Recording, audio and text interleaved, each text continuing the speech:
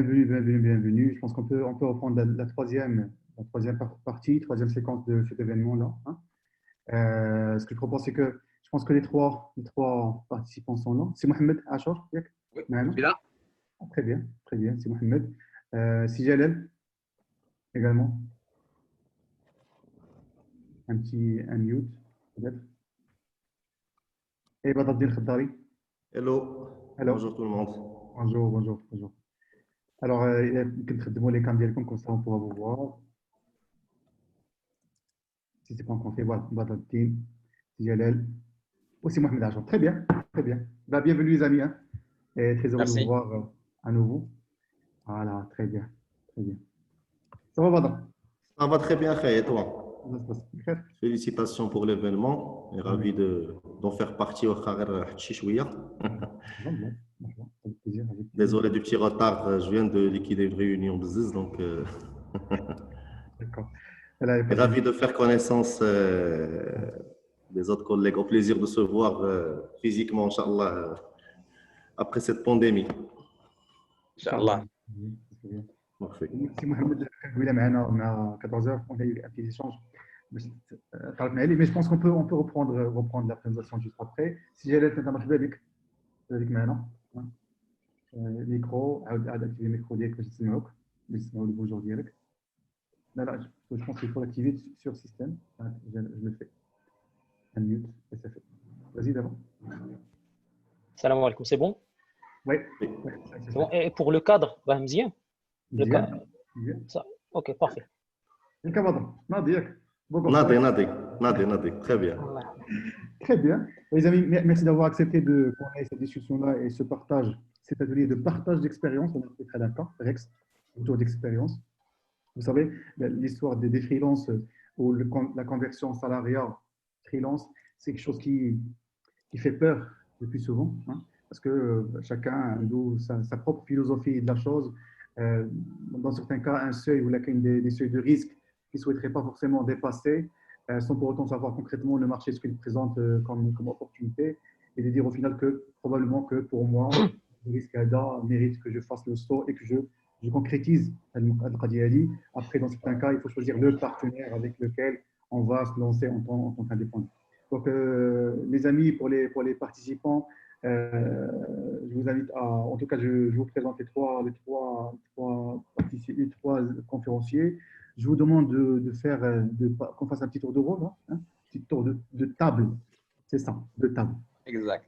Si Badruddin, si Jalal, si Mohamed, ou là, les on va directement sur la part de chacun. On a 10 minutes chacun, 10 minutes, pour les trois sujets clés. Peut-être que je vois qui suis-je, dans quelles circonstances j'ai changé ou là j'ai fait la transition ou la conversion salariat freelance, ce qui a motivé ça. Et les principaux obstacles que j'ai rencontrés. Au بعد, il y aura certainement des questions qui vont être posées par les uns et les autres. Ce sera l'occasion d'aborder peut-être d'autres sujets qui intéressent le max de participants. Je vais aller comme. Parfait. Nickel. Très bien, très bien. Alors, on démarre par qui? Au pif. يلا اللي دول الاول سي محمد Bah, تفضل. je prends la parole. Merci. Bon, tout d'abord, bonjour tout le monde et ravi d'être là et de partager avec vous ma modeste expérience. Je suis Mohamed Achour Zied. Actuellement, je suis freelance, je suis consultant expert en matière de la gouvernance IT, architecture d'entreprise et le coaching agile. J'ai commencé la partie freelance en janvier 2020. Mais avant, j'ai passé plus de 20 ans dans une organisation, dans une grande assurance qui fait, c'est une assurance multinationale.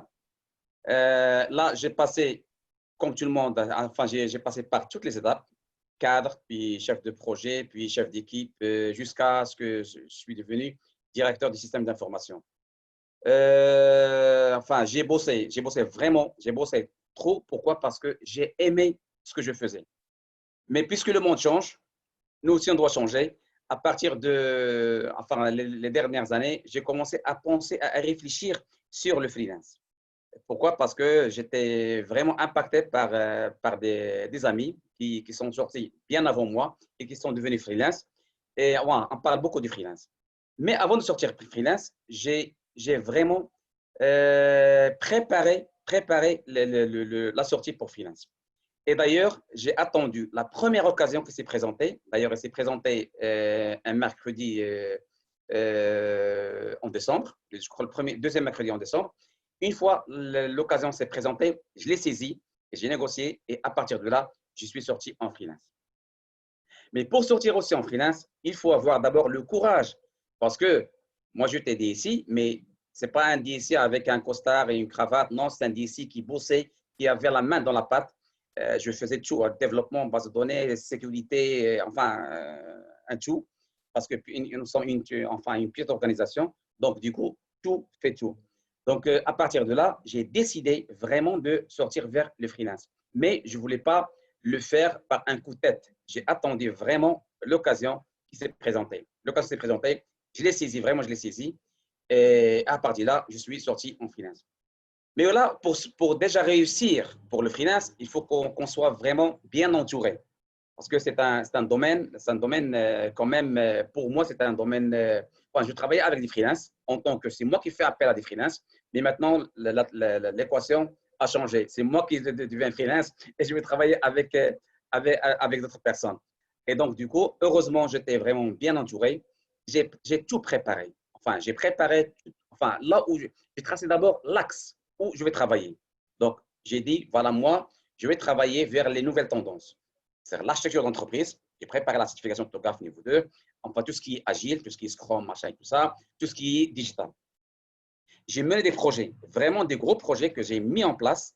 Et par la suite, j'ai fait aussi des formations pour que je développe mes compétences. Pour que lorsque je sors, je ne serai pas en difficulté dans le domaine de marché.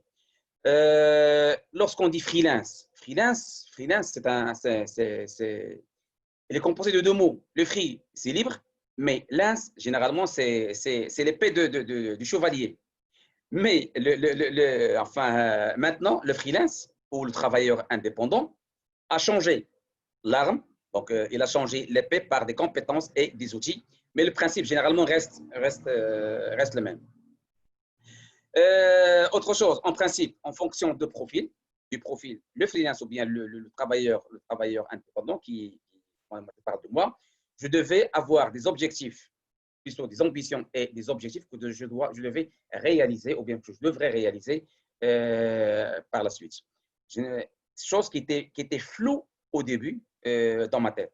Heureusement, et j'ai dit heureusement, j'étais très, très bien entouré par des gros calibres qui ont déjà sont déjà passés dans ce système-là et qui m'ont donné, bien sûr, des raccourcis pour faire ceci, eux ou cela. Voilà. Donc, déjà pour le freelance, il faut avoir en tête que la société, généralement, a besoin des freelances. Pourquoi elle a besoin des freelances? Donc, pour un besoin spécifique, vraiment spécifique. Et du coup, le freelance doit, en principe, avoir la faculté d'apporter généralement un regard externe et objectif.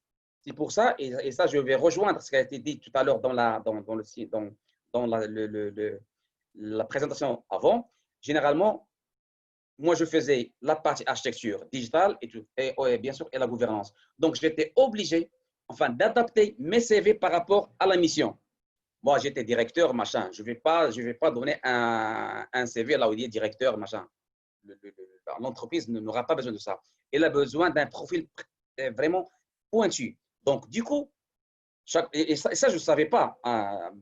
Au début, je ne le savais pas. Mais grâce à mon entourage qui m'ont enseigné tout ça. Donc, du coup, j'ai préparé des CV pointus et adaptés à chaque mission. Donc, ça, c'est très, très, très important. Autre chose, il faut savoir d'abord la relation entre le freelance et la société. Donc, normalement, c'est une relation de win-win. Parce que la société elle-même, elle sort gagnante. Pourquoi? Parce que déjà il peut réguler leur masse salariale ou bien sa masse salariale de manière optimale et de bien maîtriser le coût. Donc, normalement, c'est une relation win-win entre le freelance bien le freelancer et comment dirais-je, la société. Malheureusement, pour moi, lorsque je suis sorti, je suis tombé vers le Covid-19. Ça tombe pile poil.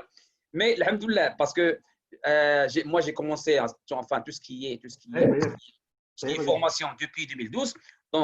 Donc, j'ai continué à faire de la formation à la fac, bien sûr, et bien sûr dans d'autres écoles, en attendant d'avoir vraiment une mission en bonne due forme sur la partie soit architecture.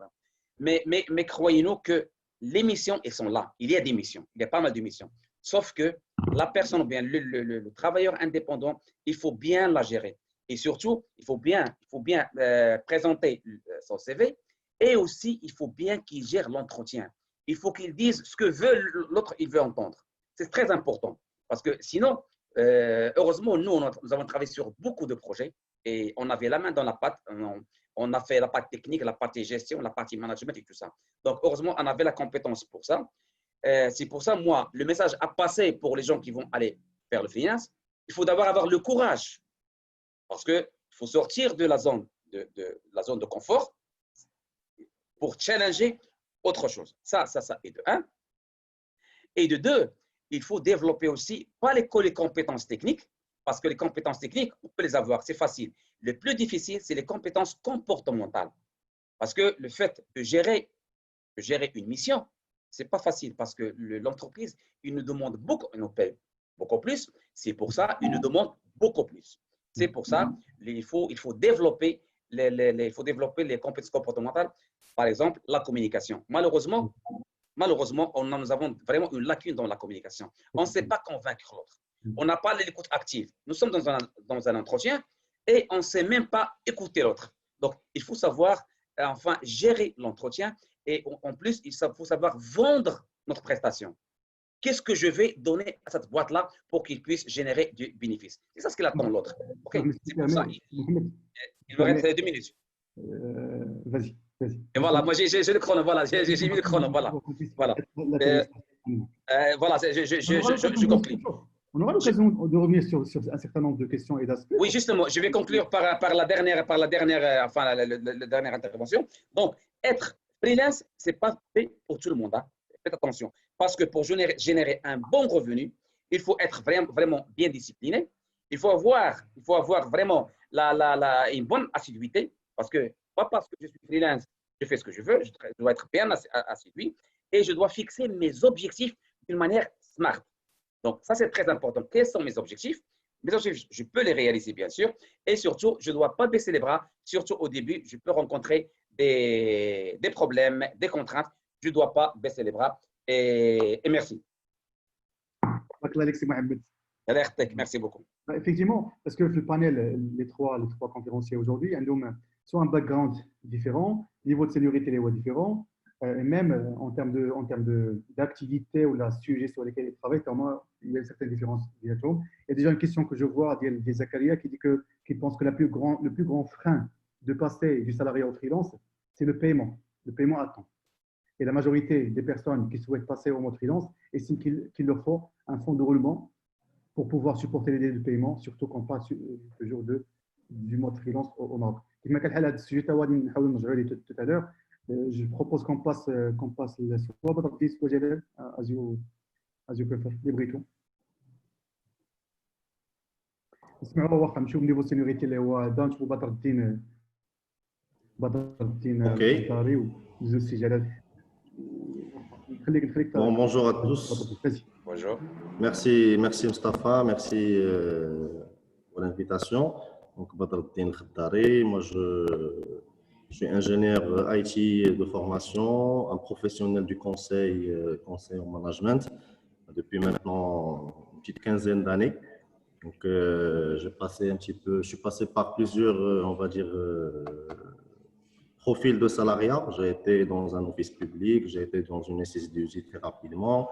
On a partagé quelques années avec Mustapha à la Société Générale en tant que consultant interne. C'est là où j'ai commencé à prendre goût au métier du consulting.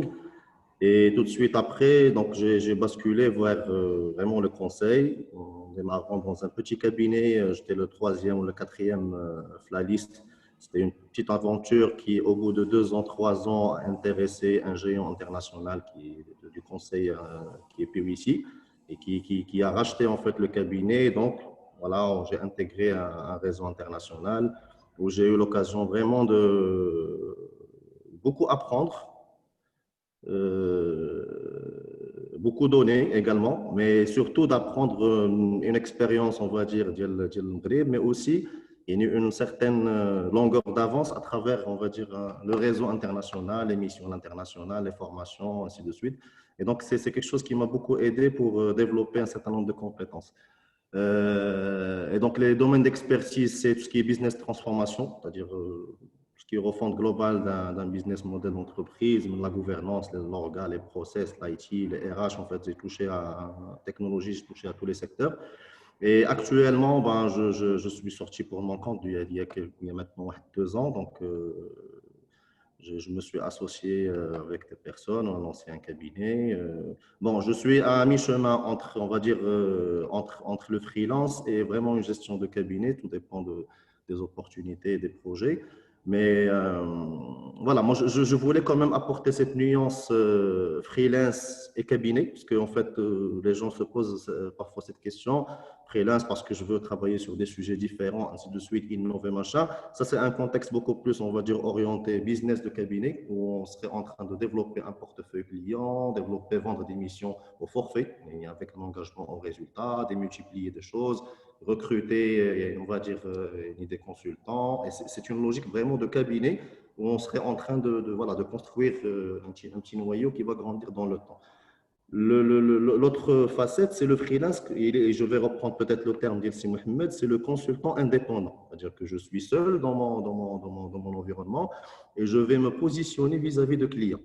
Alors, le positionnement, globalement, en fait, ça se passe via un intermédiaire, ce qu'on appelle les entreprises de placement, ou là, parfois directement, si on a vraiment le réseau et le network pour pouvoir le faire. Alors, avec la transition, on va dire, un mode salarial à un mode de freelance, c'est question d'abord de mindset, c'est-à-dire il faut vouloir le faire. Pour vouloir le faire, il faut quelque part un intérêt. Bon, l'intérêt pour moi, c'était en quelque sorte un petit concours de circonstances, mais c'était aussi un besoin de plus de liberté. Si Mohamed il a repris le terme free et liberté, c'est qu'on est libre de s'orienter, de refuser, d'accepter des choses par rapport à la nature des missions qu'on est en train de faire, la façon avec laquelle on souhaite gérer, ainsi de suite. Ça commençait à représenter des sources de gêne pour moi dans mon ancienne expérience où on avait une gouvernance qui était devenue de plus en plus compliquée. Bon, le Maroc, j'étais le petit cabinet membre du grand groupe, et à un certain moment, j'ai la grande filiale, hub de développement de l'Afrique avec certaines règles de gouvernance, de gestion de risque assez lourdes. Et donc, il représentait un frein considérable en matière de développement, en matière de... Donc, je préférais réorienter cet effort vers un investissement personnel sur un actif personnel. Et donc, c'est vraiment cette question de mindset. Et aussi, c'était aussi un challenge pour tester la capacité à monter un business, à développer quelque chose, développer une offre, en quelque sorte volée par de mes propres ailes. J'ai essayé de résumer quelques petites difficultés en termes c'est le point qui revient toujours, c'est la mission et la gestion des finances. C'est-à-dire la mission, déjà avoir l'opportunité, parce qu'il ne faut pas sortir et attendre ou là commencer à chercher, c'est quelque chose qui se prépare, c'est un projet de vie, donc il faut préparer en fait sa sortie et pas seulement que sur des promesses, l'Inch'Allah, un mois, tu vas être placé. J'ai entendu pas mal de ces choses, donc il ne faut pas croire tout ce qu'on vous dit. Et aussi se préparer d'un point de vue financier, parce que Kemal Sidli il a posé la question à juste titre, qu'il y a des problématiques effectivement de trésorerie, donc il faut déjà, le mindset, changer sa façon de gérer. On n'a plus de salaire fin du mois, c'est une trésorerie qui va gérer, on va dire, qu'on gère avec des perspectives en matière de dépenses, des perspectives en matière de gains, avec des probabilités. Et donc, en fait, on commence à gérer une entreprise. Une entreprise, c'est comme ça qu'il fait. Elle a une trésorerie, elle a des salaires qui vont tomber, elle a des factures qu'il doit recouvrer, elle a un pipe commercial. Et donc, c'est à la lecture des éléments en fait, on est bon, on n'est pas bon, est-ce qu'il faut serrer un petit peu, est-ce qu'on peut lâcher, est-ce qu'on peut investir. réfléchir, est-ce qu'il faut être sur une approche conservatrice. Donc, le mindset de l'entreprise qui est de façon plus ancrée. Qui est la problématique du recouvrement également, parce que bon, ça c'est un peu plus ancré malheureusement avec la crise de le Covid, on l'a tous senti. Donc on a 4 mois, 5 mois d'arriérés de facture. C'est même pas question de business, c'est-à-dire le business est là, on a fait des projets, on a produit, on a déposé des factures.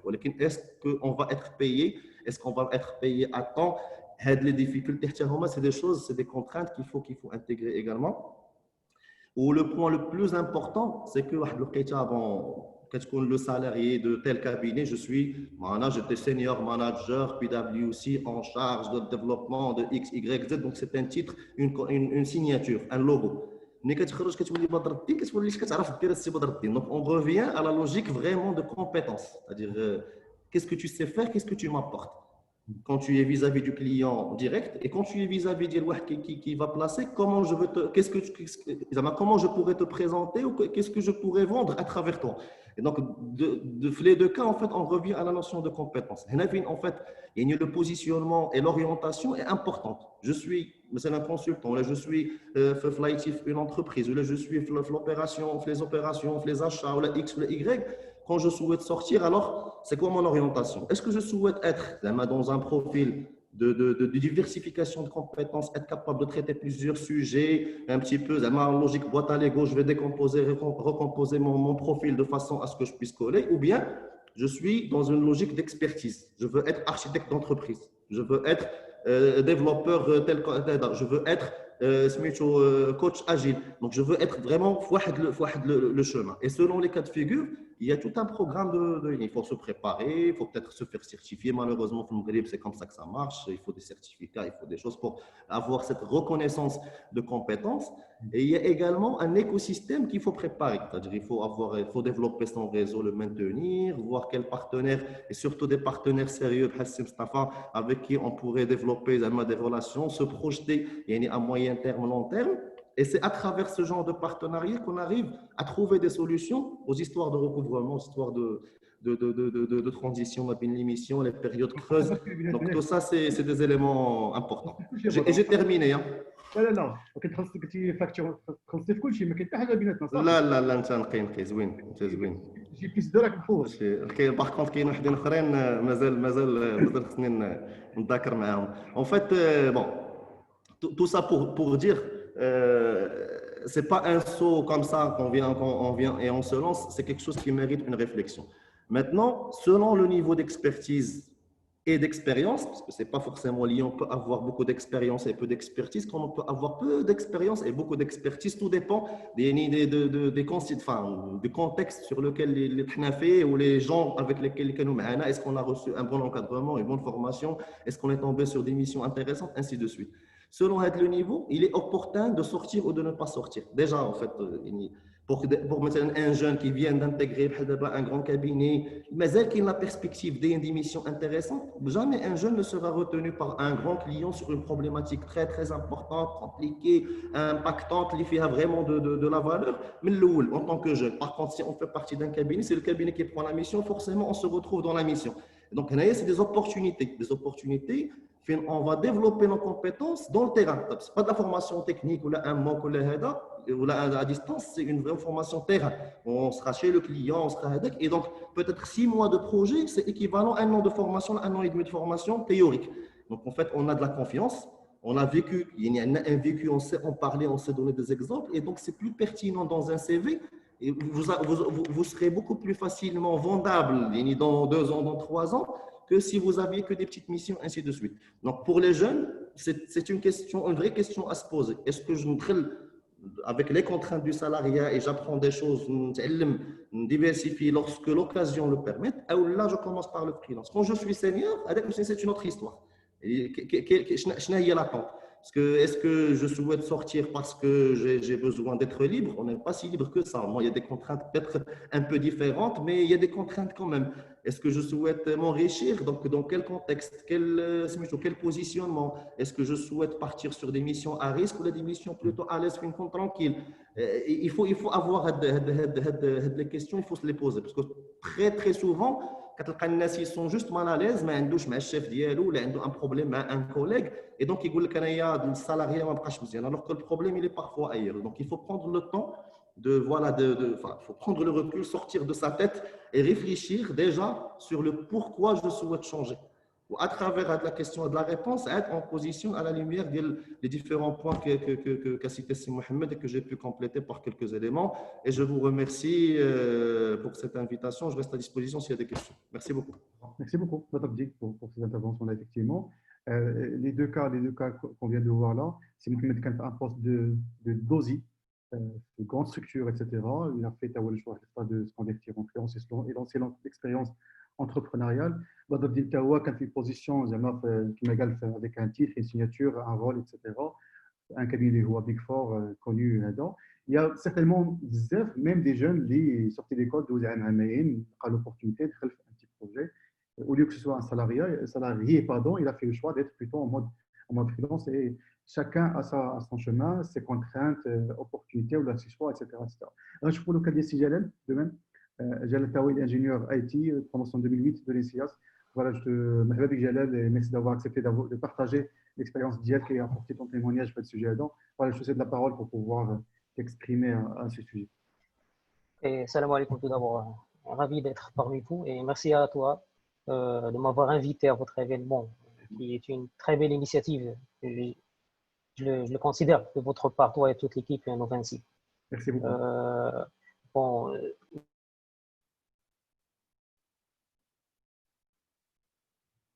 le micro, j'arrive plus à t'entendre. Un mute. Attends. Alors, j'étais en train de me présenter. Maintenant, c'est bon. Ok, c'est Jalem Jedli, c'est consultant senior Java J2E, information d'ingénieur de formation. Lauréat de l'ICIAS, comme tu viens de dire, c'est promo 2008. Du fait, je suis sur le marché, ça fait 12 ans. Mais à vrai dire, je n'ai travaillé en tant que salarié que durant 6 ans, les 6 premières années. Donc, c'était dans l'offshore et dans un contexte national, dans le marché marocain, dans lequel j'ai eu l'occasion de collaborer dans plusieurs projets, pour le compte de plusieurs clients issus de plusieurs secteurs d'activité. Donc, c'est en bref. Par contre, par rapport à ta question, l'élément déclencheur de faire cette transition, de passer du salariat vers le freelance.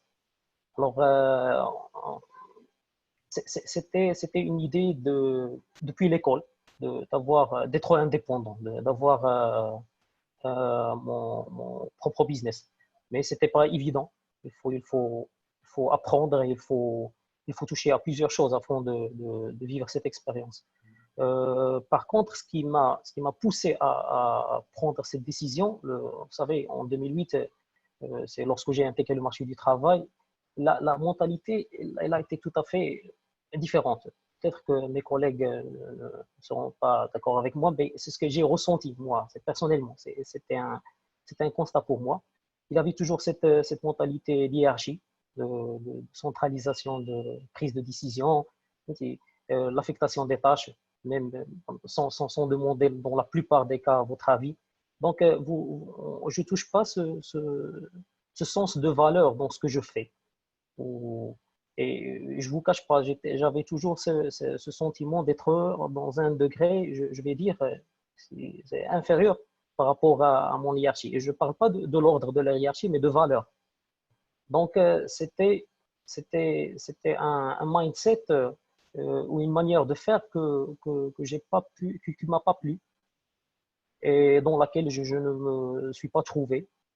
Et c'est tout un mindset dans lequel je n'ai pas pu me situer. Donc, et vous savez, lorsque vous retournez chez vous le soir et vous commencez à poser ces questions qui dérangent, qu'est-ce qui ne marche pas chez nous, qu'est-ce qui n'est pas correct chez nous, qui cause cette souffrance dans le travail, dans tout ça. Et vous commencez à chercher, surtout chez les autres. Je parle ici des géants du secteur. Vous constatez que ce n'est pas une question de compétences techniques ou de moyens en premier lieu, mais c'est une manière de faire et et c'est la façon avec laquelle il voit les choses, il gère les ressources, il les récompense, il les organise, etc.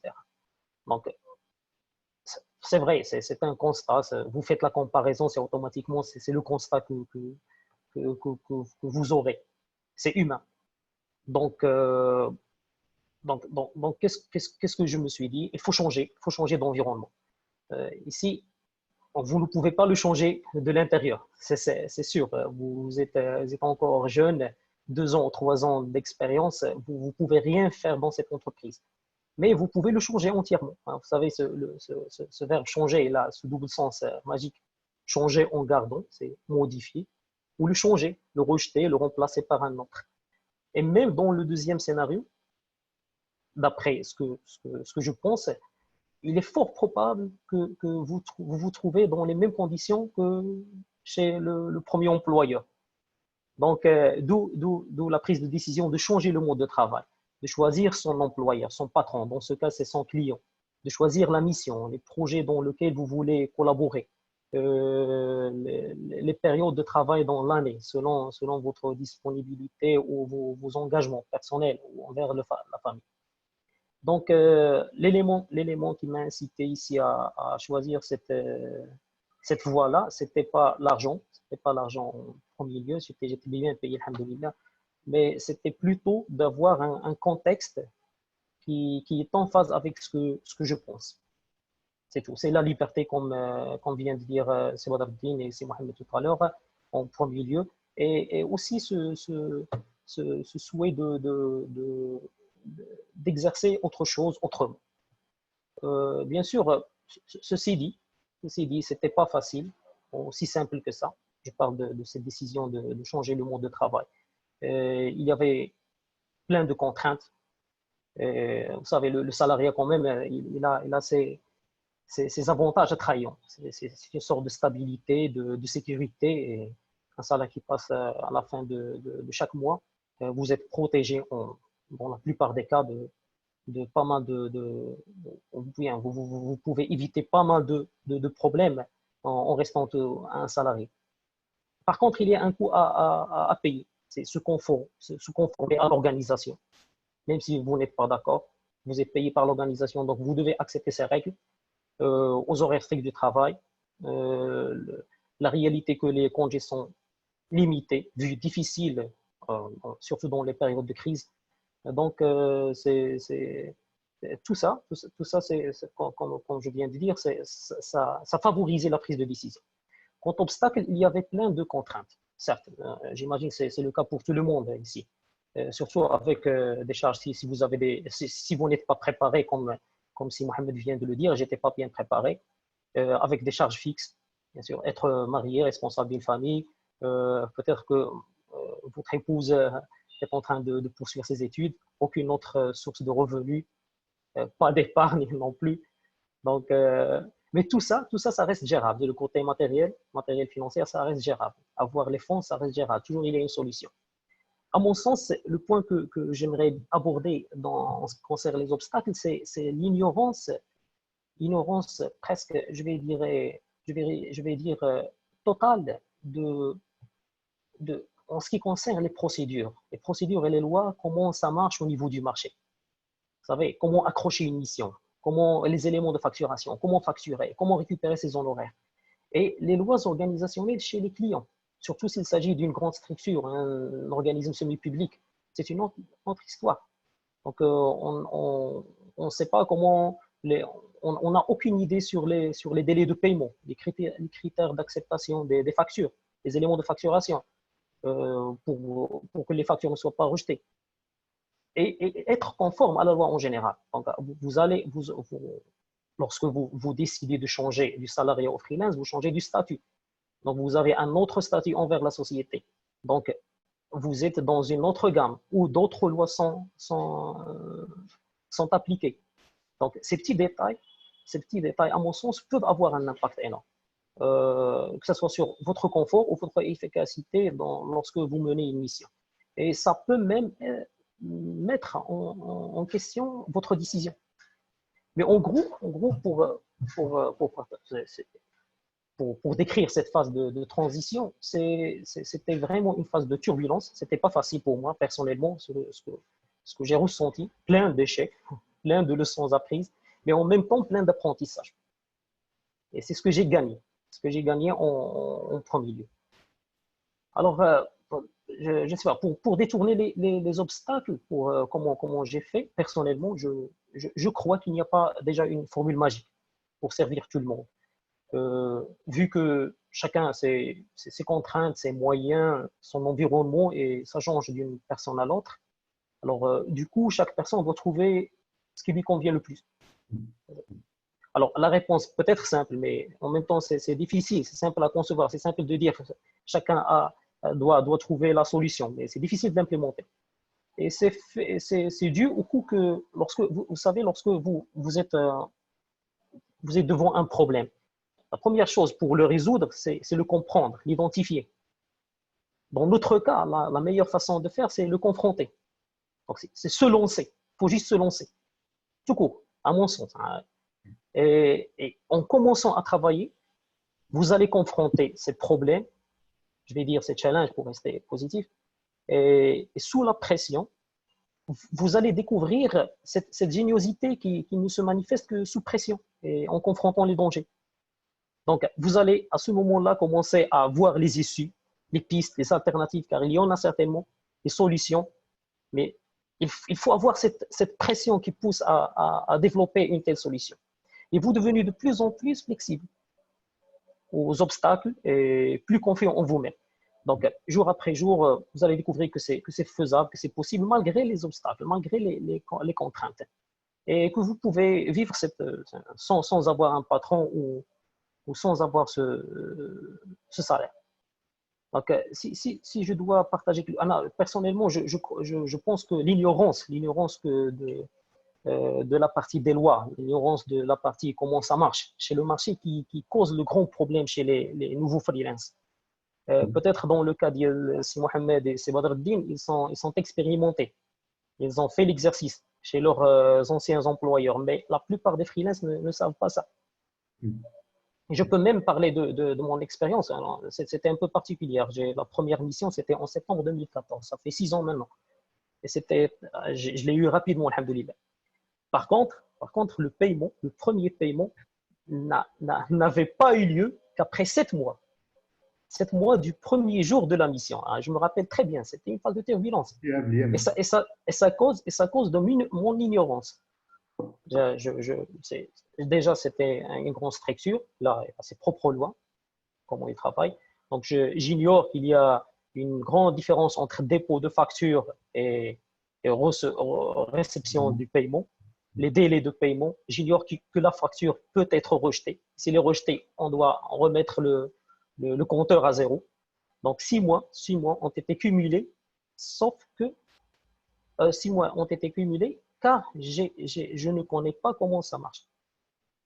Et je l'ai dû payer de mon confort et de plusieurs choses. Non, je ne peux pas donner plus de détails.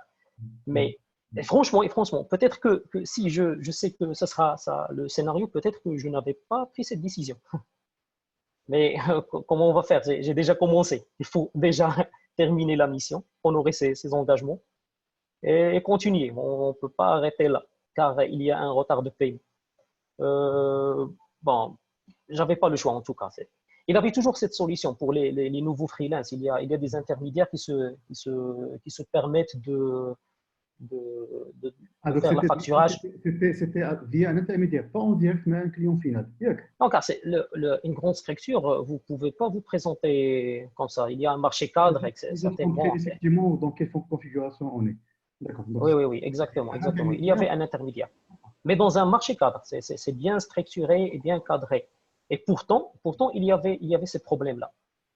Alors, parmi les solutions qui se présentent, il y a cette solution d'affacturage. Peut-être je vous laisse le soin de l'expliquer. Il y a certains intermédiaires qui se permettent, puisqu'ils ont les fonds nécessaires pour le déroulement, etc. Bon, mais chacun a ses convictions, je ne l'ai pas choisi. Mais j'ai trouvé d'autres solutions. J'ai dû récupérer mes cotisations CIMER pour que je puisse débloquer ce problème. Donc, toute la partie salariale, je l'ai récupérée, je l'ai considérée comme épargne et comme ça pour que je puisse continuer cette aventure. Donc, c'est pourquoi j'ai insisté sur cette connaissance des lois organisationnelles. Il ne faut pas oublier ça, il faut savoir, il faut connaître comment ça marche. Pour les freelances, il y a des points à connaître absolument. C'est comment avoir une mission en premier lieu. Comment les formalités de signature des contrats. Il faut bien comprendre le contrat, les engagements. Il faut bien comprendre les éléments de facturation, les critères d'acceptance de vos factures et les paiements. Comment ça se passe? Heureusement, aujourd'hui, c'est plus simple. C'est rodé. Il y a des cabinets spécialisés qui nous dispensent de toutes ces choses-là. Par contre, il est indispensable de connaître ceci, de savoir, car tôt ou tard, c'est à votre niveau de gérer les choses. Donc, c'est tout. D'accord. Très bien. Merci, Sigel. C'est une expérience effectivement très dense, très dense. Avec 6 ans d'expérience, ça me rappelle ma petite expérience. Quand j'ai quitté j'avais 6 ans d'expérience. Je ne savais pas, j'avais pas forcément les règles de gestion ni la connaissance du marché, mais heureusement, j'étais bien entouré de personnes qui ont déjà vécu ça, qui tout le temps partageaient les bonnes pratiques, etc. Maintenant, il y a également Francis qui dit qu'effectivement, à son avis, il faut commencer par une position de société de portage pour apprendre à voler de ses propres ailes par la suite. Et c'est effectivement, moi, ce que je conseille par la suite, on pourra certainement en parler, le fait d'être solo face à un géant, un client final qui a ses propres règles, généralement des règles qui sont rigides, soit en termes de règlement, soit en termes de process de validation de factures, validation des travaux, etc. Autant s'associer à un partenaire, à un cabinet qui a déjà l'équipe qu'il faut pour pouvoir gérer le recouvrement, ou se permettre même de vous payer à l'avance en attendant que le client vous paye, par exemple. Une des règles de gestion. Mais en tout cas, c'est parmi les premiers sujets qu'on a dû verrouiller, c'est la partie contractuelle, contrat client, contrat consultant, pour qu'on sache clairement les droits des uns et des autres. Ou certainement la partie paiement, la facturage, c'est une solution très intéressante. C'est vrai qu'on perd une partie de la marge, mais en tout cas, on gère mieux la trésorerie. D'autant plus que si on a par exemple 50, 70 consultants qui sont mobilisés, le poids sur la trésorerie doit être très pesant quand même. Mais voilà, donc là, ça ouvre plusieurs parenthèses, mais je n'ai pas trop entendu parler de l'aspect purement commercial. Le fait d'avoir, conjoncture l'oblige, on n'a pas forcément accès aux bons de commande. Quand on est solo, voilà, un client, j'ai fait avec un salarié d'un cabinet, mais du jour au lendemain, je ne fais plus partie du cabinet, donc du coup, il voulait que je compte. Je ne peux pas me permettre de se traiter un projet, une partie du projet. Donc, on perd l'identité et ça nous, en plus, ça nous confronte à une difficulté supplémentaire pour pouvoir faire valoir son expérience, son expertise et se vendre. Donc, globalement, si vous avez, j'ai noté quelques obstacles sur l'aspect financier, sur l'aspect règles de gestion, contractualisation, d'accord. De deux, sur l'aspect commercial pour se vendre, pour avoir l'accès à un certain nombre de marchés. Là, le fait d'être dans un réseau, être connecté, etc. Brièvement, d'accord. Mais il n'y aura pas forcément de problème sur la partie delivery parce que c'est ce qu'on sait, on a un produit, on a une expérience, etc. Un sujet qui revient, c'est par rapport à la partie carrière. Quand je suis indépendant, le plus souvent, on vous demande de reproduire ce que vous êtes capable de faire. Le plus souvent. Badaldin et les consultants sur la partie transformation, il a travaillé sur des sujets de fusion-acquisition peut-être, etc. Donc, c'est ce qui figure sur son CV qui va me permettre de le positionner sur ce projet ou pas. Donc, je n'ai pas forcément en tant que client, il me chiffre un montant X par jour. Donc, il faut qu'un gouverneur va dire c'est un opérationnel pour pouvoir aider. Et je ne peux pas me permettre de le mettre sur un projet et qu'il apprenne sur ce projet. On a eu des cas clairs. Je voudrais bien intervenir par rapport à le point parce que c'est très intéressant ce que tu dis. Moi, j'ai une vision un peu différente. Quand on est freelance, on est consultant dans un grand cabinet de conseil, il fait un réseau de cabinets de conseil. Et voilà, c'est un peu l'idée. Ce n'est pas parce qu'on est freelance qu'on est figé quelque part dans un coin, qu'on sait faire des chilikendiros, ainsi de suite. Heureusement, le prennent de cette manière-là. Voilà, j'ai voulu intervenir parce que on est freelance en management de projet, oui, mais on est en train de discuter. Là, la logique d'écosystème, de réseau, c'est important. Si à côté, il y a un projet qui est intéressant sur lequel on n'a pas beaucoup de background, mais on peut apporter, il y a quand même une certaine transversalité, une certaine capacité à rebondir sur de nouveaux sujets. Donc, il y a quel est le positionnement. Si je suis مثلا sur je sais pas, j'avais des amis qui étaient experts en COBOL. كنقول له واش تسطيتي COBOL اصاحبي سي اونسيان دوز للجي دوت نت يامات كنا كنهضروا على هذا الشيء كيقول لك انا يا خويا بارك عليا هذا الشيء هذاك مي ان سيغتان مومون من بديت كنشوف لي ingénieurs COBOL 10 ans 15 ans d'expérience ils se comptent sur le bout des doigts et ils facturent 3 fois de TGM ديال الاخرين. Donc voilà, donc, si on n'a pas le complexe d'être sur des choses là, on peut se spécialiser sur des choses là où il y a un marché parce que c'est une logique business. S'il y a le marché des ordinateurs, les ordinateurs. S'il y a le marché des robinets, en fait, c'est une logique de business. Après, quand on n'est pas dans cet aspect-là, on peut toujours changer de ce métier. Il n'y a pas de frein. Aujourd'hui, je suis sur le management de projet, dès je suis sur le digital, dès je suis sur l'architecture. C'est une logique aussi de préparation. On a pas mal d'exemples en fait. Qu'est-ce qu'on fait une mission ou à travers une discussion qui est un contrat cadre qui se prépare. Donc, tu as 2 mois, 3 mois pour te préparer pour avoir le minimum pour onboarder. كاين شويه الزواق في السي في وداك الشيء دوا عليه السي محمد عاشور à juste titre. Il ne s'agit pas de venir écrire de la même façon le même CV partout. Il faut adapter. Si l'objectif c'est le pilotage, donc j'ai piloté, géré le projet. Si l'objectif c'est la technicité, ben j'étais en charge de tel volet technique et on a tel certificat. Donc il faut orienter un petit peu les connaissances et les compétences d'IANA de façon à ce qu'on puisse épouser avec le profil recherché et profiter d'un écosystème pour pouvoir rebondir à la de nouvelles compétences et se développer. Et je pense que ça devrait être le comportement par défaut. Parce que si on n'apprend pas, on n'avance pas, on va reculer. 2 ans, 3 ans, 5 ans après, غادي تلقى راسك راك تبيريميتي ما كنتي كتعرف والو داكشي اللي كنتي كتعرف دير سي بون راه ايتي ديباسي اون باسي ا اوت شوز وهذاك لو نيفو دو سينيوريتي اللي وصلتي ليه نيسيسيت بلوس دو فالور اجوتي عند الكليون كيقول لك الا كنتي غدير لي لي ميم شوز كو تو فوزي il y a 5 ans il y a un gars plus jeune que 5 ans de 5 ans qui sait faire exactement ce que tu savais faire il y a 5 ans il est moins cher il est disponible donc je vais le prendre mais qu'est-ce que tu m'apportes de plus. Donc, il y a de la seniorité, il faut que ça se développe. La nuance entre le freelance, c'est-à-dire dès que la régie, ainsi de suite, un client, un plateau bureau, et un cabinet de conseil. Le freelance, il réfléchit business. Je suis freelanceur, fais le contrat, mais je réfléchis à une offre de service à lancer peut-être avec un peu plus de risque. Parce que c'est quoi la logique du freelance? C'est que je ne me casse pas trop la tête d'un point de vue financier. C'est une mise à disposition de ressources, de moyens, plutôt que ce soit une mise à disposition de résultats. C'est-à-dire, je ne m'engage pas sur un résultat, je m'engage sur une mise à disposition. Je te donne mon temps. À la fin du mois, j'ai été 20 jours chez toi, donc je te facture 20 jours, quel que soit le résultat que j'ai pu couvrir. Vraiment serré, à un certain moment, si on est un peu plus à l'aise, si on a eu la chance de s'associer avec des personnes qui sont complémentaires, on peut partir sur un peu plus de risques, ouvrir la palette sur d'autres offres de services. Donc, c'est une opportunité. Mustafa a parlé d'un truc très important, c'est la perspective carrière. Est-ce que vous voulez rester à 60 ans? Est-ce que vous voyez encore facturer des jours en freelance? Ou là, vous vous voyez retourner en entreprise, une posture différente? Ou là, vous vous voyez partir investir un business qui n'a rien à voir avec ce que vous êtes en train de faire maintenant? Les questions, il ne faut pas les oublier. Il faut toujours les garder en tête et les préparer. Donc, voilà, il faut rester agile. Très bien, très bien. Juste avant de partir, c'est Mohamed, le micro il est désactivé.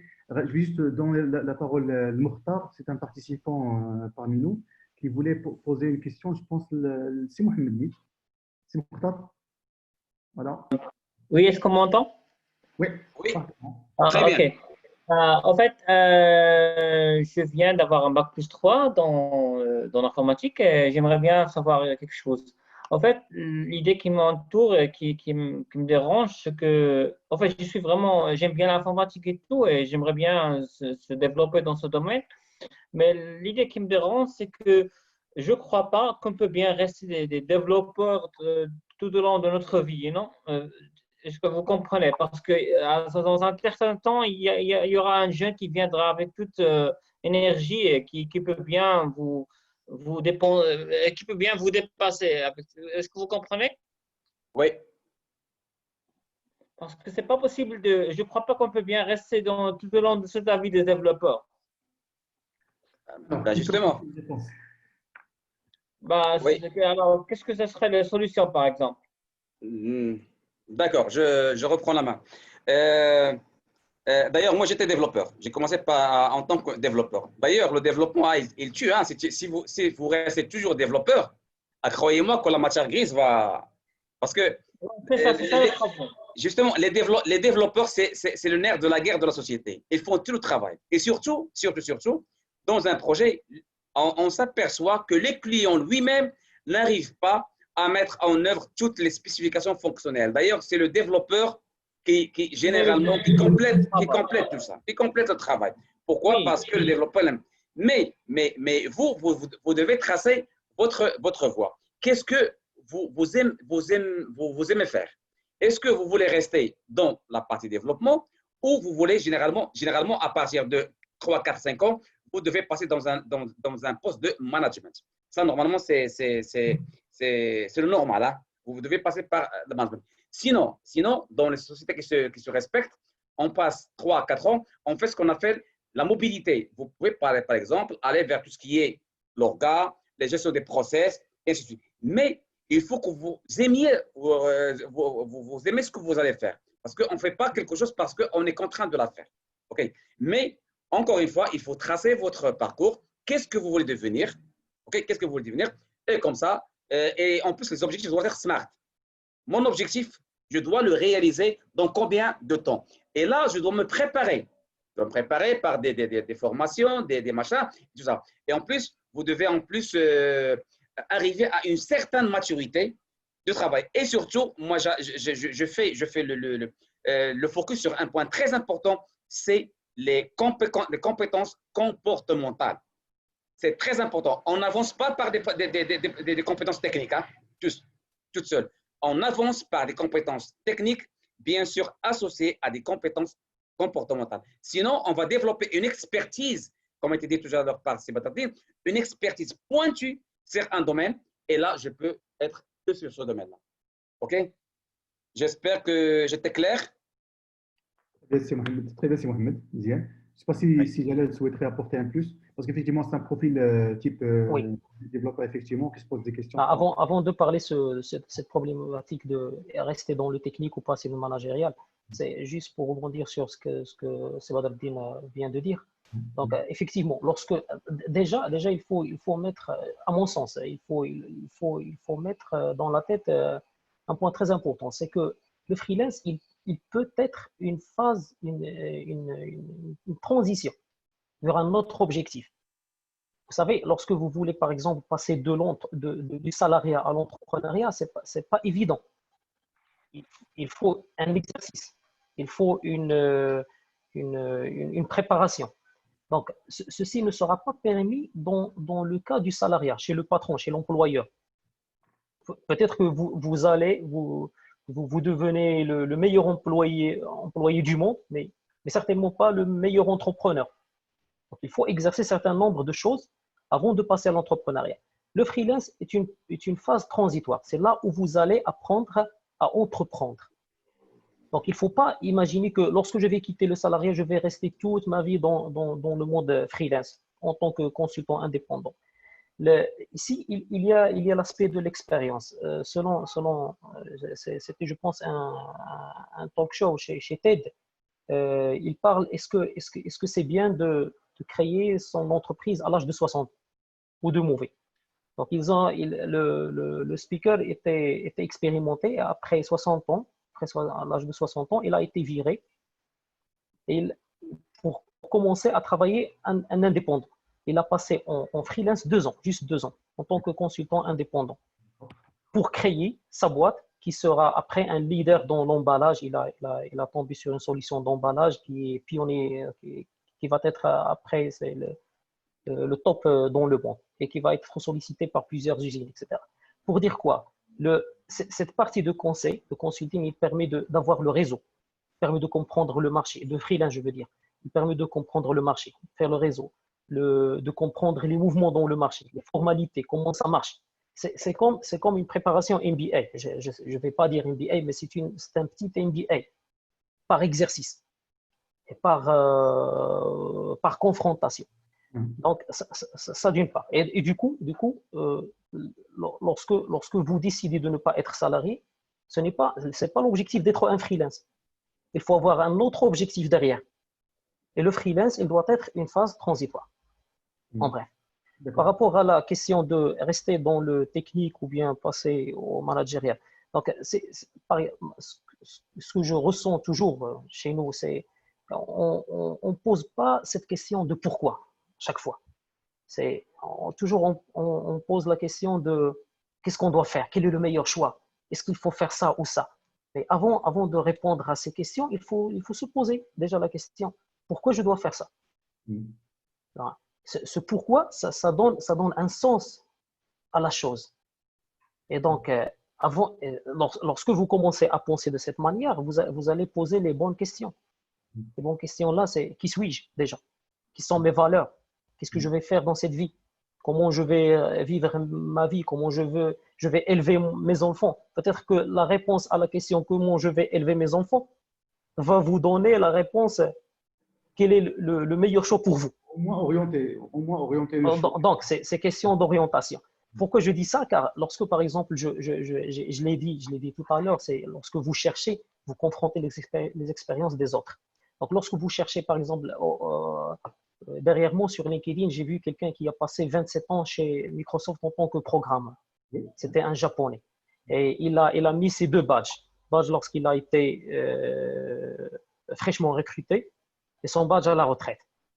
Donc, il a pu passer 27 ans, il a été récompensé, il a fait une belle carrière, il a participé dans de grands projets qui ont changé notre façon de faire, c'est le Windows, les explorateurs, les navigateurs, etc.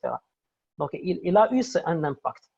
Et je me demande, qu'est-ce qui a poussé ce monsieur-là à accepter d'exécuter de telles tâches de programmation pendant 27 ans. Pendant 27 ans ou 30 ans, je ne me rappelle plus. Les années 70, ça peut dépasser les 30 ans. Donc, à mon sens, c'est le mindset qui est là-bas. C'est la manière avec laquelle on traite les gens. Et là, peut-être que vous êtes meilleur dans la programmation. Ce n'est pas une règle que vous devez faire le technique, c'est à mon sens, de faire le technique 7 ans ou 8 ans et passer au managérial. Ce n'est pas une règle, ce n'est pas la règle. Peut-être que la meilleure façon pour vous, la meilleure solution pour vous, c'est rester où vous avez. Les gens qui vont faire le technique, ils doivent avoir en eux ces soft skills, donc si Mohamed avait parlé, c'est ce qui est compétences comportementales. Je me rappelle, il les appelait comportementales. Oui. Donc, si vous n'avez pas ça, si vous n'avez pas ce goût de contacter les gens, etc., vous n'avez rien. Vous allez compliquer la vie sur les autres gens, certainement. Donc, il vaut mieux de rester là où vous êtes. Et si vous restez dans le technique, c'est pas méchant, c'est bon. Si vous vous trouvez, si vous êtes content de ce que vous faites, si vous imaginez que vous avez de l'impact en faisant cette tâche-là, c'est bon, tant mieux. Très bien, très bien. Merci Zinad pour ce point de vue, plein effectivement d'orientation et de vécu. Hein. D'autres questions? Je voudrais bien vous faire réagir dessus. On a dépassé les 7 heures Bouachouia. Le prochain atelier est prévu pour 18 heures.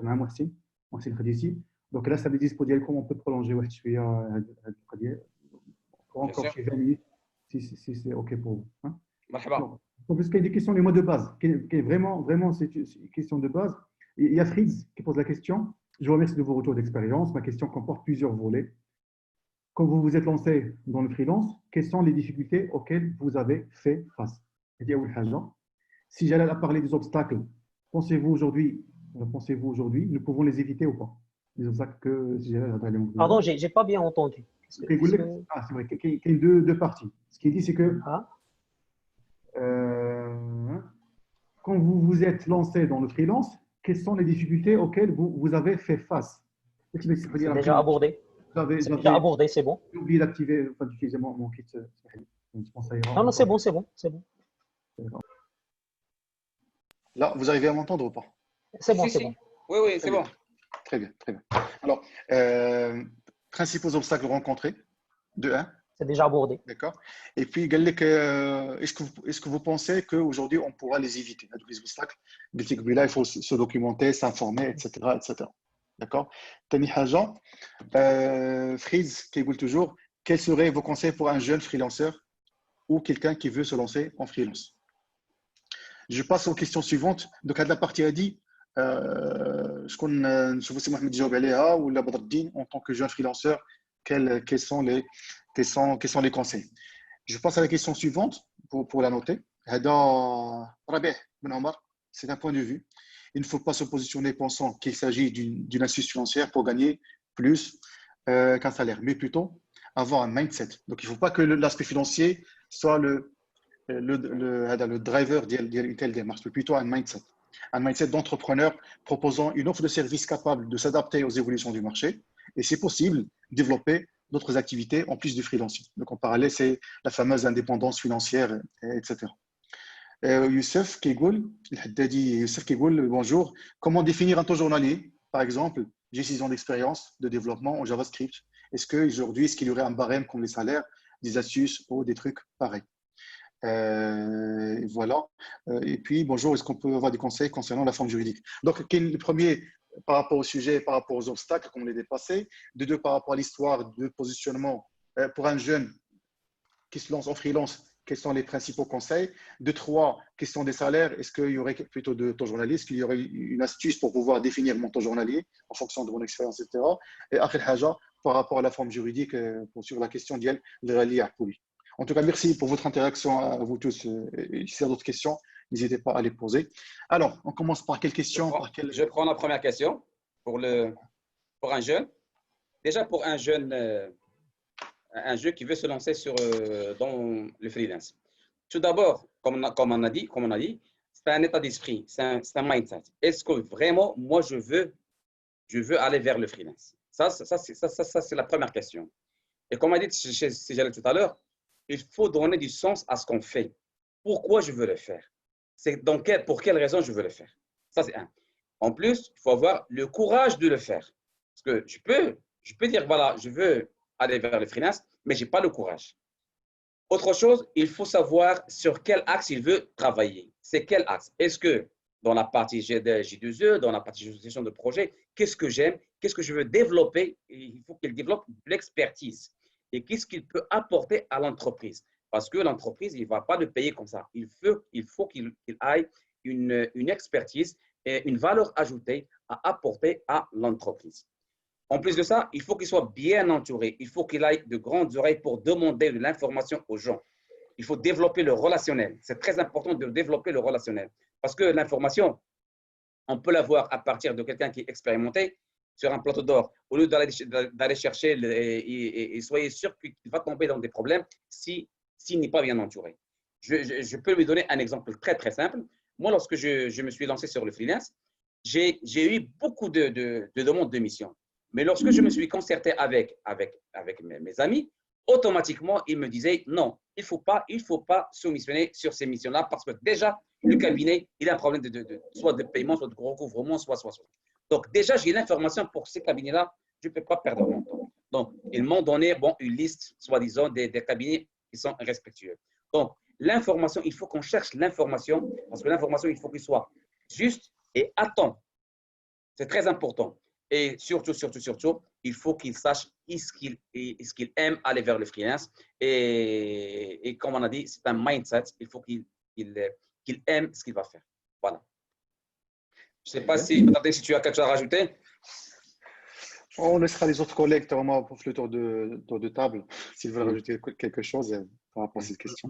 Moi, je souhaite répondre à une question qui n'a pas été posée. C'est en fait. C'est le consultant qui parle. La question se pose toujours technique, le métier, le fonctionnel, ainsi de suite. C'est juste une petite alerte. Là, vous avez quand même de l'or entre les mains. Donc, profitez-en tant que vous le maîtrisez encore. Moi, en tant que lauréat d'une école d'ingénieur en informatique, j'ai quasiment oublié ce que c'était que de programmer parce que je ne l'ai jamais fait dans un contexte professionnel. La compétence pour le faire, j'aurais pu développer énormément de choses. Il y a un contexte vraiment très particulier qu'on est en train de vivre. Le monde est en train de changer. Il y a واحد الحاجه اللي سميتها Covid-19 après bon chacun comment كيقول لك الا كانت مفتعله كاين اللي كيقول لك les gens en ont profité. Bref, à la fin, il y a un truc qui se met sur Covid-19 qui a déclenché, qui a accéléré la rupture énorme entre comment on vivait et comment on va vivre demain. Et donc, il y a un positionnement qu'il faut prendre tout de suite. Et la technologie et l'informatique particulièrement ils jouent déjà un rôle très, très important. On parle de transformation digitale, c'est un gros mot. Il fait beaucoup de choses. Fait de la stratégie, fait du marketing digital, fait du développement de solutions de gestion, fait de l'application mobile, fait du data analytics, fait de la publicité, réseaux sociaux, Il y a énormément de sujets et les gens qui ont une certaine expertise technique, data management, ou le développement, ou le développement d'apps, ou le développement web, ou le X ou le Y, vous avez une opportunité en or pour travailler votre projet. Je rejoins Jalal, il a insinué sur Adam Salahadi. Si vous êtes freelance, la question quand on est jeune, ce n'est pas où je le freelance, c'est une question d'opportunité. En fait, un contrat de salariat, la main gauche, un contrat freelance, signé, la main droite, là, je vais choisir. Mais à un certain moment, c'est question aussi d'opportunité. Et une fois je suis dans l'opportunité, il faut toujours réfléchir le plus tard. Que je sois freelance ou là que je sois salarié, il faut déjà réfléchir, est-ce que je ne devrais pas travailler sur mon propre projet? Quel pourrait être le produit innovant que je puisse travailler dessus, pour qu'il soit opérationnel dans 2 ans, dans 3 ans, dans 6 mois? Là, on vit une transition, il y a énormément d'occasions à saisir. Et il ne faut pas sous-estimer ce que vous avez entre les mains. Là, c'est juste un appel comme ça que je voulais partager surtout avec les jeunes.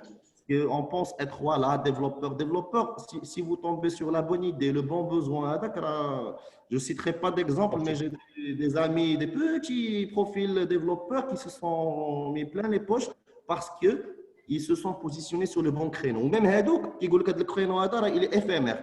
Là, 2 ans, 3 ans, c'est bon, il faut que je me positionne ailleurs. Et donc, c'est ça le mindset. Donc, il faut être auto-entrepreneur dans l'âme. Et freelance, aussi X, aussi Y, salariat. Même le salariat, c'est une opportunité. On ne va pas être… J'avais des discussions hier avec des amis qui voulaient que la carrière. J'ai un ami qui est pilote retraité, il a de la rame. 30 ans dans la même compagnie, c'est juste impossible. Actuellement, ce n'est pas possible. On change au bout de 3 ans, 5 ans, donc en fait, ça a changé. Ça a changé et donc on se positionne. Le salariat, c'est une opportunité. Une mission freelance, c'est une opportunité. Le fait que je sois freelance ou pas freelance, c'est un détail. Ce n'est pas le sujet. Le sujet, ou l'opportunité, ou ce que je veux faire, c'est qu'est-ce que je pourrais développer pour plus tard, comment je me projette. C'est les vraies questions. Et ne sous-estimez pas. Ne vous sous-estimez pas, ce que vous avez. Quoi que c'est technique ou la métier ou l'école de gestion, ses compétences, des choses. Là, en fait, on démarre de connaissances et on développe des compétences. Et la compétence vient avec la pratique. Et la pratique, c'est un cours de circonstances. Donc, c'est une opportunité qu'on a dans les mains ou qu'on n'a pas. Et donc, il faut chercher l'opportunité et en tirer profit et réfléchir pour le pas à venir. Voilà, ça c'était en résumé plusieurs idées que je voulais partager et merci beaucoup. D'accord, merci Badruddin. Jalal, effectivement, il y a également par rapport à la forme juridique, il y a également un commentaire. Oui, exactement, c'est ce que j'ai noté, la forme juridique. Donc malheureusement au Maroc, je ne sais pas si heureusement ou malheureusement, mais tout ça dépend. Donc on n'a pas cette forme d'auto-entrepreneur. Bon, il y a auto-entrepreneur, mais pour notre cas, dans les consultants dans l'IT, c'est plafonné à une somme, à un chiffre d'affaires qui en général est dépassé. Rapidement dépassable. Exactement. Si je me rappelle bien, c'est dans les 200 kilos, 200 000 200 000 dirhams. 200 ou jusqu'à 300 في السيرفيس. Ah, ok. Ah, je suis pas au courant. محتاج rapidement dépasser هذا. Exactement. Donc, si quelqu'un... rapidement dépasser. Exactement. Donc, au bout de 4 ou 5 mois, donc c'est dépassé. Donc, cette forme juridique ne fait pas l'affaire. C'est bon? Le seul ici, c'est quoi? C'est une société à responsabilité limitée. Dans la plupart des cas, dans mon cas ou dans les autres, dans le cas de mes collègues qui travaillent toujours tout seuls en mode freelance, c'est une SARL AU, associé unique. Donc, c'est un statut judiciaire, c'est une responsabilité envers la société, la communauté, je veux dire, envers l'État. Donc, c'est un système d'imposition qui est dur, vu qu'on est de petite taille. Mais de cette manière, vous êtes considéré comme une société. C'est vrai, vous êtes une personne physique, X ou Y, mais pour exercer votre activité, vous devez avoir un statut. Dans ce cas, c'est une société à responsabilité limitée. Du coup, vous devez respecter les règles du jeu. Vous avez des bilans à déclarer, des déclarations de vos revenus en tant que société, je parle toujours. Et ce qui complique les choses, c'est pour tirer profit de ce que vous avez travaillé, c'est d'avoir un salaire. Donc, vous perdez pas mal de choses. Donc, toucher un salaire, ce sont des cotisations CNSS, des AMO, de l'IR. Et après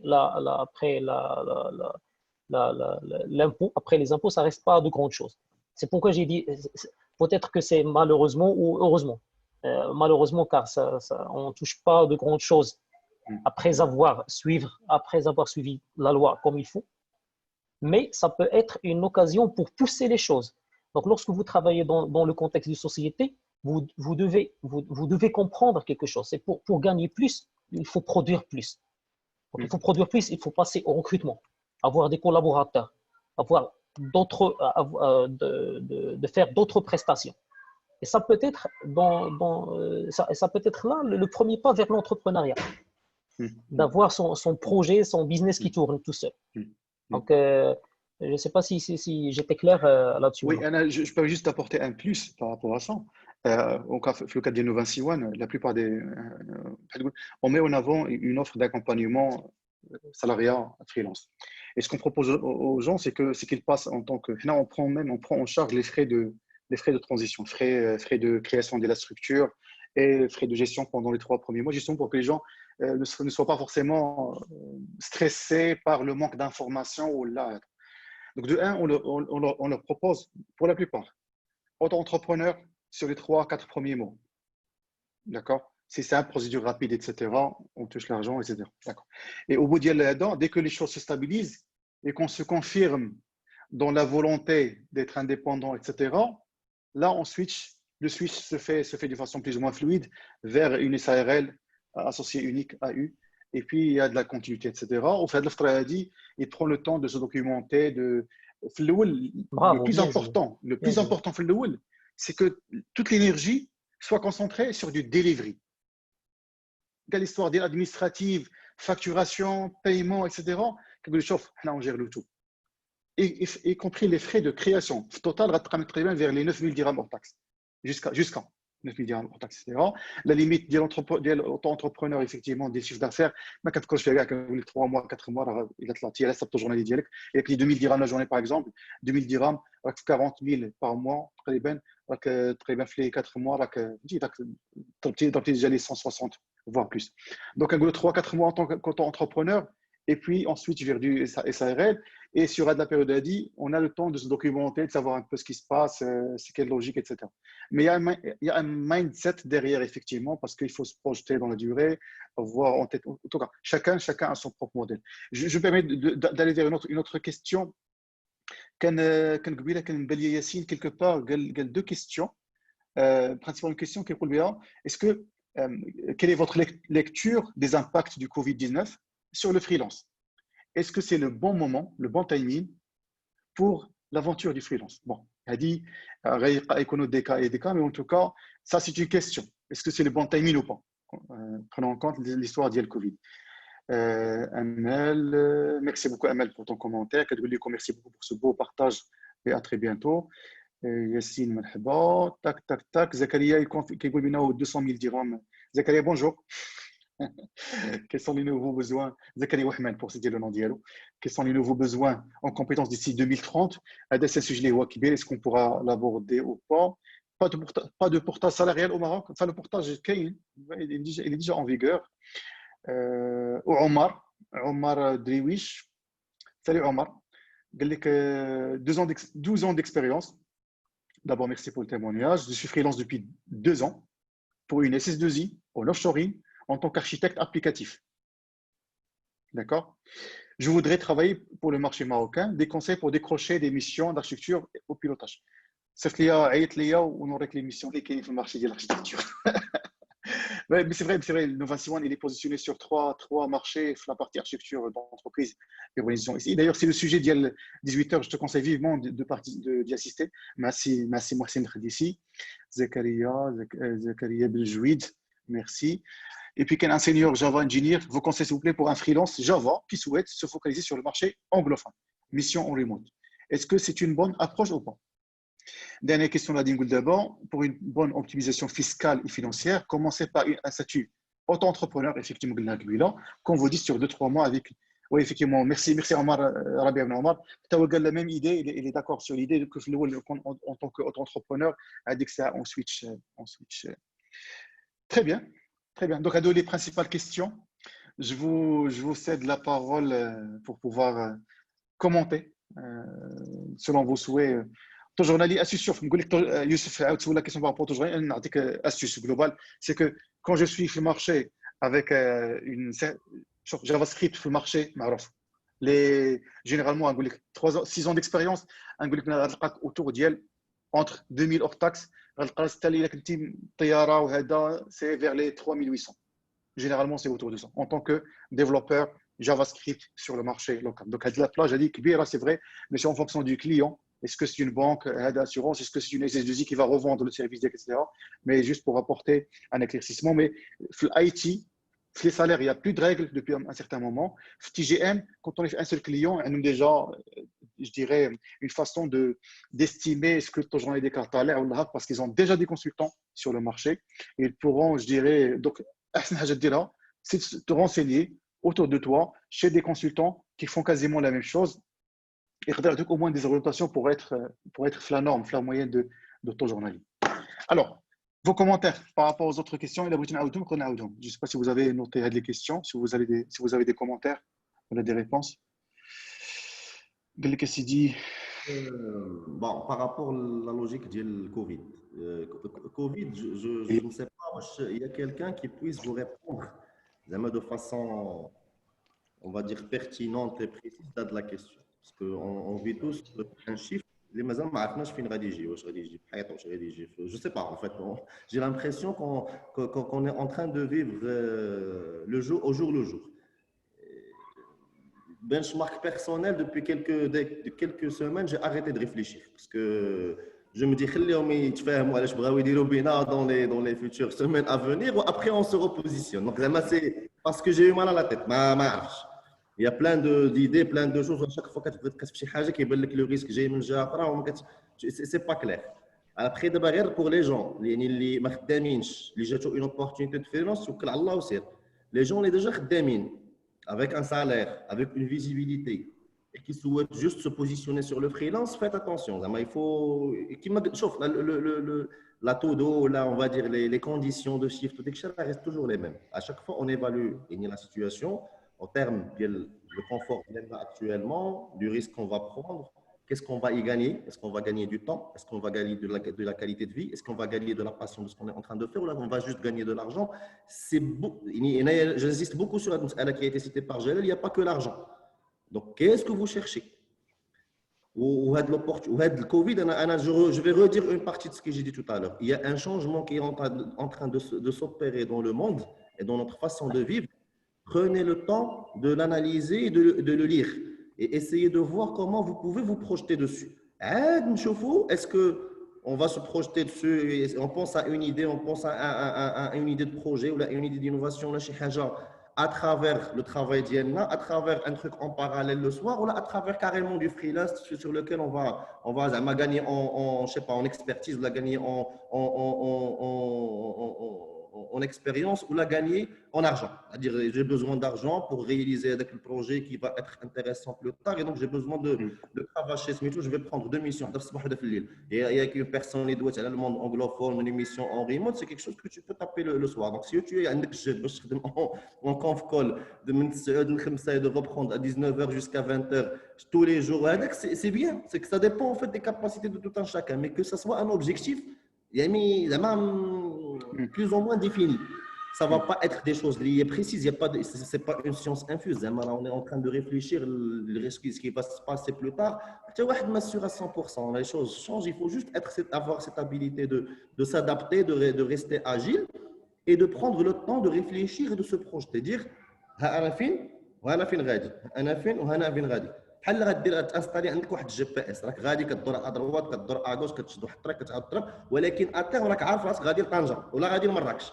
Mais il faut juste se fixer des objectifs intermédiaires pour ne pas perdre le nord. À un certain moment, quand on est fatigué, quand on est malade, quand on est stressé, quand le paiement qui t'attend, quand le wolد مريض, quand واحد الوقيته كيوقع واحد on passe par des situations d'embrouillement et donc ما كنبقاوش نعرفوا. Donc on a besoin de جي بي اس راه باقي خدام، كنت غادي جهه مراكش، دونك كتشد الطريق مراكش وكتزيد بشويه بشويه بشويه حتى كترتاح. Tu reprends des forces et tu réajustes en fait tes plans.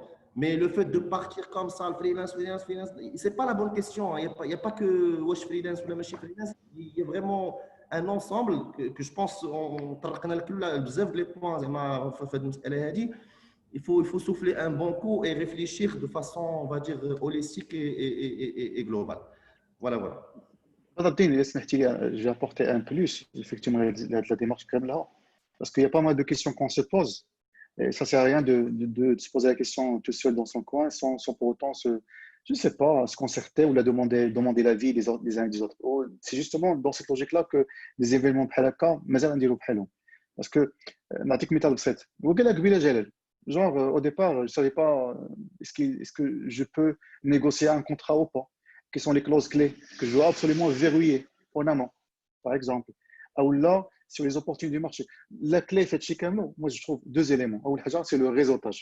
C'est le réseautage. Être connecté à des gens qui sont dans le même domaine. Quand je suis développeur Java Senior, il y a une très, très grande communauté sur le marché. Sur la partie agilité, il y a des événements et des professionnels qui sont là dans le partage. Où c'est très spécifique au monde des systèmes d'information. C'est très spécifique. Par défaut, quand je développe un code, je passe la nuit dessus et hop, le soir, qu'est-ce que j'en fais? Je l'upload sur GitHub, par exemple. Et tout le monde a accès pour pouvoir récupérer et développer des trucs dessus. Ce mindset dans le deal IT, effectivement, privilégie le partage des expériences et des compétences. Ce qui fait que j'encourage vivement les gens, surtout les freelance, d'être dans un contexte communautaire ou de réseautage pour pouvoir partager les soucis, savoir comment d'autres ont dû négocier un contrat, négocier un taux journalier, je ne sais pas quoi, chercher de nouvelles opportunités, je sais pas, finir un contrat, les voies des jardins, et ainsi de suite. La clé, je pense, franchement, j'ai vu pas mal de monde. Là, c'est Mohamed elle a le savoir-être, peut-être, les moyens, il faut savoir-être également comment vivre dans un contexte, les flow, j'ai la compétence, je mets la freelance, il ne faut pas que je m'associe avec une seule entité, une seule boîte, on a un modèle qui a des éléments de confiance, c'est vrai, mais il faut se renseigner, il faut être connecté pour avoir l'information. Maintenant, je voudrais également rebondir. قال ربيع بن عمر كيقبناو et vous remarquez pas qu'il y a une tendance de mixer le fonctionnel et le technique sur la plupart des annonces freelance. Peut-être que parce que quelque part le client il paie un montant, un taux journalier X, il voudrait maximiser au mieux peut-être l'intervention, ou dans certains comptes clients, certains projets nécessitent d'avoir le mix. Pour développer un truc, je dois avoir un regard sur la partie fonctionnelle. Par exemple, l'assurance fait beaucoup de compétences métiers qu'il faut apprendre pour pouvoir développer une fonctionnalité, la mettre dans un contexte, etc. Jamel, salut Jamel Razi Sahbna, qu'en-est-il de la sécurité familiale? Qu'en est-il de la sécurité familiale en freelance?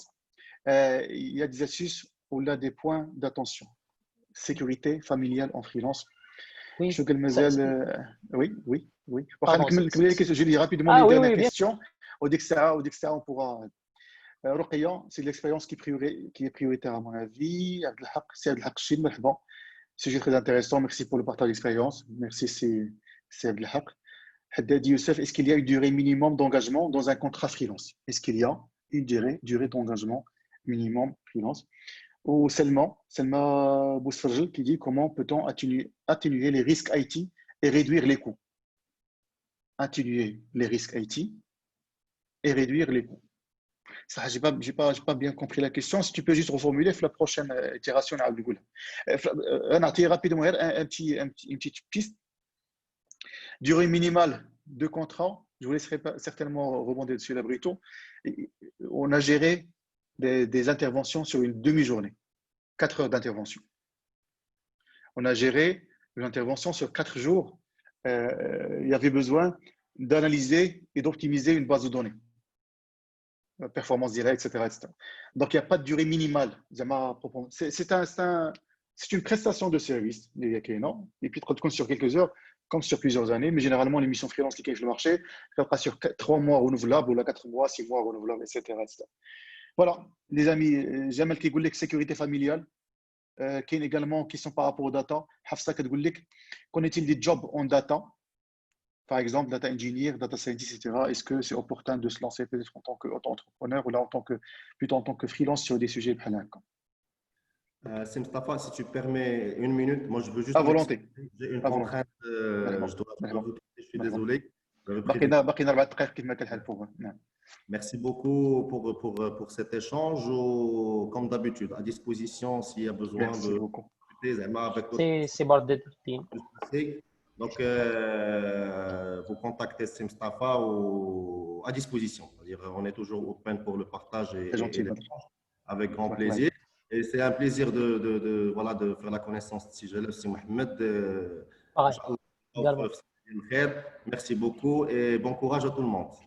Et bravo pour cet événement. Franchement, une belle prestation. Merci.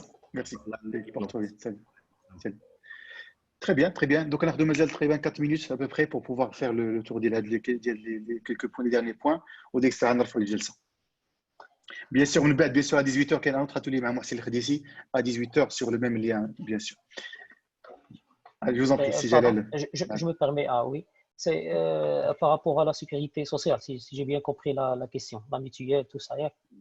Donc, lorsque vous travaillez selon les règles, donc si vous respectez les lois, donc vous avez un statut dans le marché, que ce soit auto-entrepreneur ou bien une société. Donc, si vous avez une société, vous êtes certainement un salarié de cette société pour que vous pourriez profiter de revenus.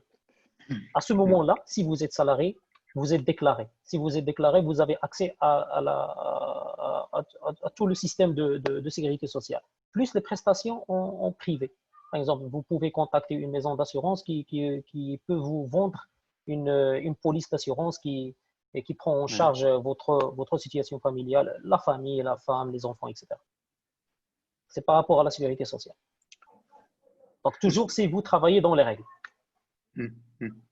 Jamel, est-ce que ça lui convient comme aide? Ça répond à la question de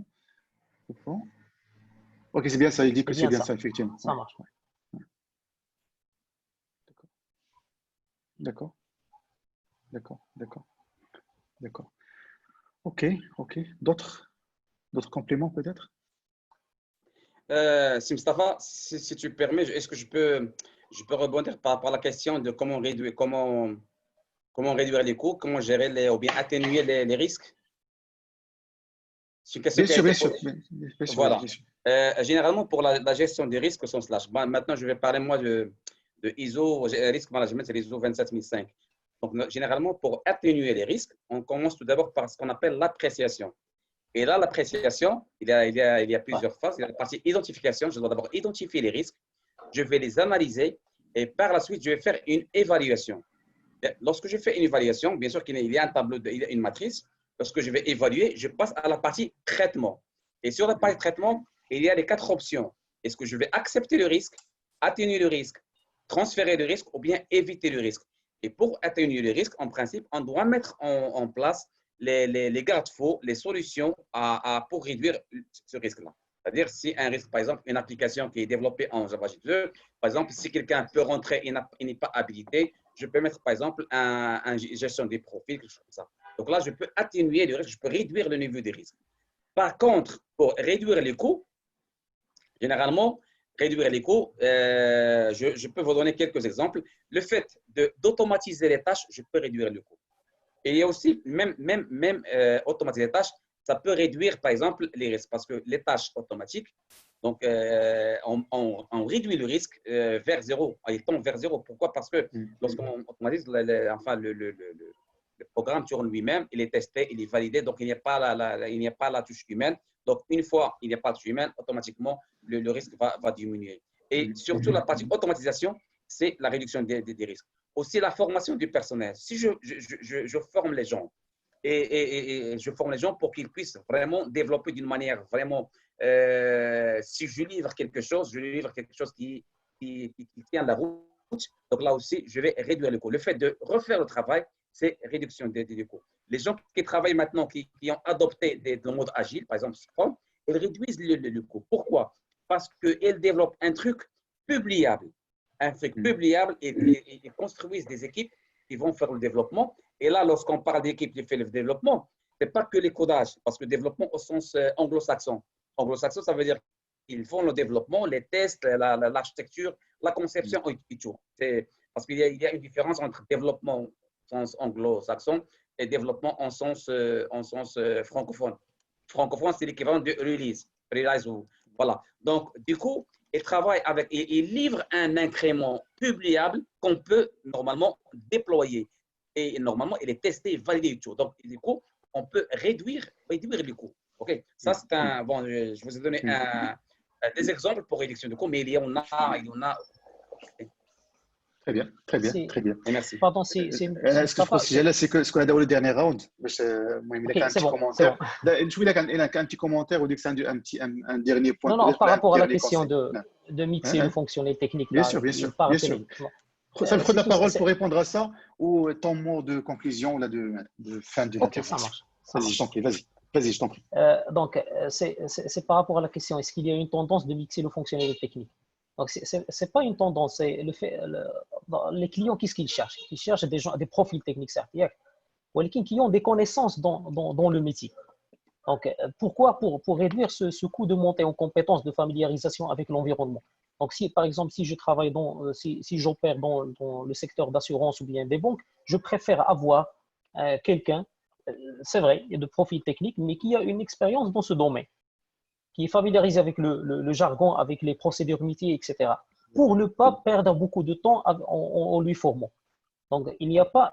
C'est bien de se spécialiser. Donc, déjà, on parle des ingénieurs systèmes d'information, bon, ingénieur système d'information, prévoyance, ingénieur système d'information, SAP, que ce soit facturation, supply chain, etc. La spécialisation, c'est un atout, c'est un plus. Avant de spécialiser, il faut chercher la niche. Quel est le bon endroit? Comme on l'a trouvé, ce n'est pas la plus rentable, mais c'est là où vous êtes familiarisé, où vous aimez travailler. C'est tout. Donc, si vous avez des compétences dans le fonctionnel, amener aux techniques, c'est utile à l'agréable. C'est encore mieux. D'accord, très bien, merci Sijal. C'est Mohamed, un dernier mot de la… Je suis très, très, très ravi d'être là, d'échanger avec vous, avec les participants. Je serai bien sûr toujours à votre disposition, à n'importe quel moment. Je peux échanger, je peux partager ma modeste expérience avec tout le monde. Surtout dans nos domaines, sur tout ce qui est architecture d'entreprise, tout ce qui est coaching agile, gouvernance IT. Et encore une fois, mille merci parce que le sujet était pertinent, honnêtement, et c'est l'échange qui fait la différence. Hein. On peut lire 36 000 bouquins, mais l'échange, c'est beaucoup plus constructif. Et voilà, encore une fois, merci à vous et merci aussi aux participants pour leurs questions et pour leurs interactions. Merci. Et c'est Jalal, ravi de te connaître. Ravi, والله إلا ravi. Merci encore une fois, c'est Mohamed Sijalal. Effectivement, en tout cas, on passe d'un modèle là où juste, on reçoit toujours des questions de Halal. On aura un autre rendez-vous dans 3-4 semaines sur la même thématique. Il y aura d'autres professionnels qui vont partager l'expérience d'Yalom, comment j'ai fait pour réussir la transition. Mais plus que ça, on aura des questions par rapport à la forme juridique et par rapport à la négociation contractuelle quand on est un consultant indépendant. Et on va mobiliser un expert comptable et un juriste, effectivement, Falmar l'a dit, en plus de consultants dans le domaine IT et du consulting. Si Jalal, merci encore une fois pour ton temps et d'avoir participé et pour la richesse des témoignages. Merci beaucoup. C'est Mohamed Kadalik, merci à toi. Merci, merci beaucoup.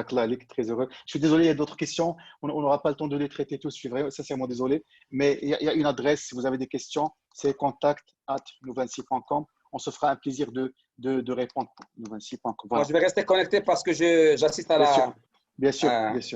En tout cas, le prochain atelier démarre à 18h. Je viens de confirmer, c'est Mohsin, effectivement, qui va nous rejoindre à 18h pile. Donc, le temps de livrer un petit café ou de casse-crotte ou pour déjeuner, Beda. Donc, il y a un collègue, Nadia, des viennoiseries. Ça vient de Non, mais le sujet était tellement bon, donc on a tout oublié. C'est bon, donc à 18h. Inch'Allah. Merci de faire votre connaissance. Bien sûr, merci beaucoup. Pour les participants, restez avec nous s'il vous plaît. Restez connectés pour la suite de l'événement. On se reverra à 18h. À tout de suite. Merci.